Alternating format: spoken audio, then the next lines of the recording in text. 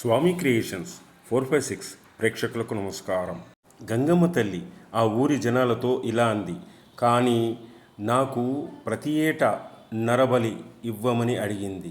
అందుకు ఆ గ్రామస్తులందరూ ఒప్పుకున్నారు. ప్రతి ఏడాది జాతర సమయంలో ఆ ఊరివారు ఎవరినో ఒక్కరిని లాక్కెళ్ళి గ్రామదేవతకి బలి ఇస్తారు.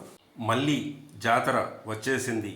ఊరు వాళ్ళు అందరూ పదండి పదండి, చెట్టు పక్కకు దాక్కుందాం, నరబలికి సిద్ధం చెయ్యాలి కదా అని చెట్ల చాటు పొదల చాటు మాటు వేశారు.